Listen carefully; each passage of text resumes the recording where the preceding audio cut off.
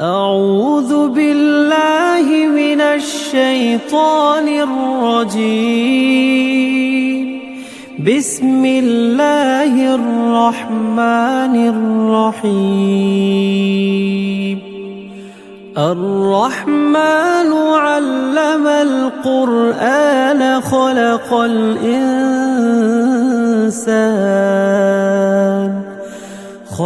الإنسان علمه البيان.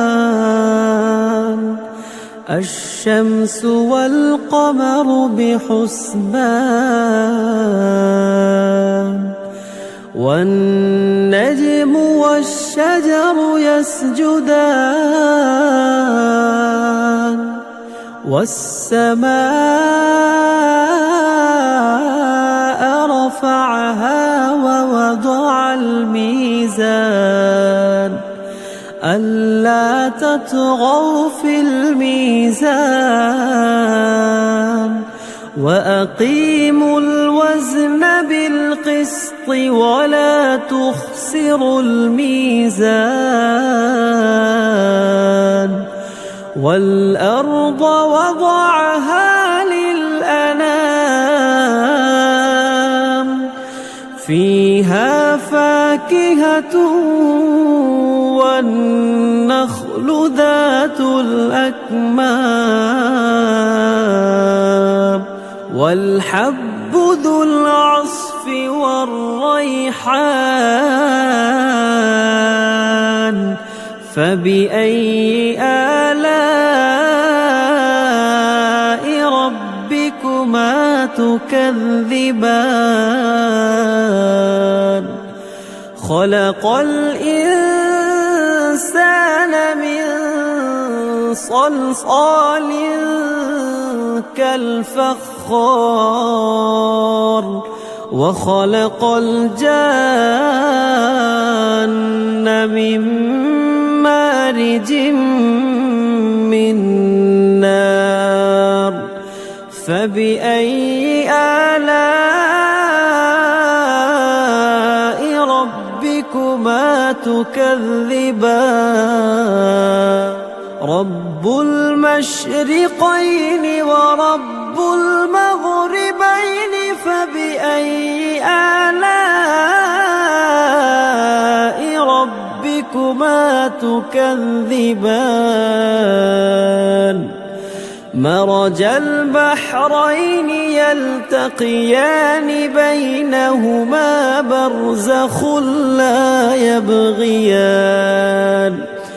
فبأي آلاء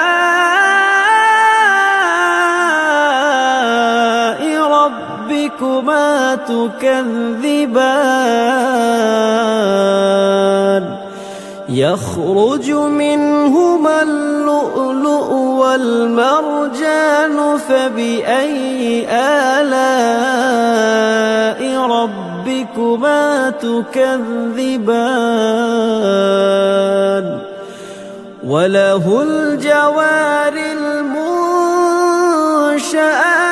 في البحر كالأعلام. فبأي آلاء ربكما تكذبان؟ كل من عليها فان ويبقى وجه ربك ذو الجلال والإكرام. فبأي آلاء ربكما تكذبان؟ يسأله من في السماوات والأرض كل يوم هو في شأن. فبأي آلاء ربكما تكذبان؟ سنفرغ لكم أيها الثقلان. فبأي آلاء ربكما تكذبان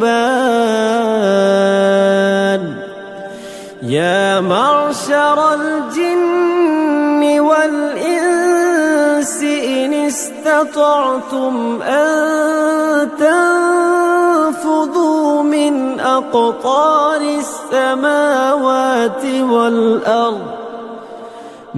أقطار السماوات والأرض فانفذوا لا تنفذون إلا بسلطان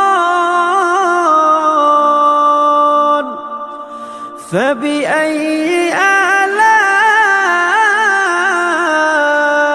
ربكما تكذبان يرسل عليكما شواظ من نار ونحاس فلا تنتصران فبأي آلاء ربكما تكذبان فإذا انشقت السماء فكانت وردة كالدهان فبأي آلاء ربكما تكذبان فيومئذ لا يسأل عن ذنبه إنس ولا جان فبأي آلاء ربكما تكذبان يعرف المجرمون بسيماهم فيؤخذ بالنواصي والأقدام فبأي آلاء ربكما تكذبان هذه جهنم التي يكذب بها المجرمون يطوفون بينها وبين حميم آن فبأي آلاء ربكما تكذبان ولمن خاف مقام ربه جنتان فبأي آلاء ربكما تكذبان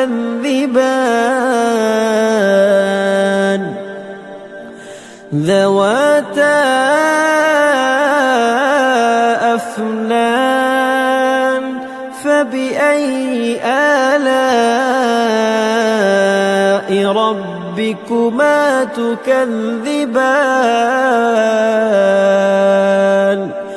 فيهما عينان تجريان فبأي آلاء ربكما تكذبان فيهما من كل فاكهة زوجان فبأي آلاء ربكما تكذبان متكئين على فرش بطائنها من استبرق وجنى الجنتين دان فبأي آلاء ربكما تكذبان فيهن قاصرات الطرف لم يطمثهن إنس قبلهم ولا جان فبأي آلاء ربكما تكذبان كأنهن الياقوت والمرجان فبأي آلاء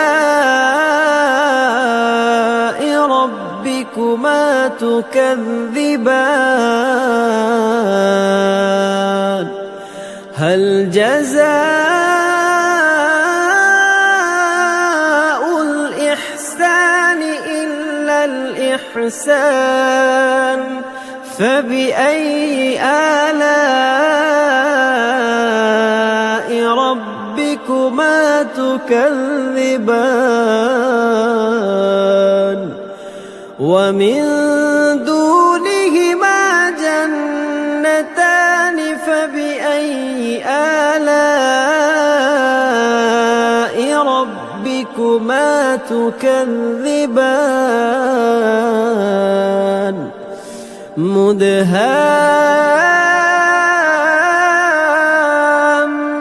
مدهامتان فبأي آلاء ربكما تكذبان فيهما عينان نضاختان فبأي آلاء ربكما تكذبان فيهما فاكهة ونخل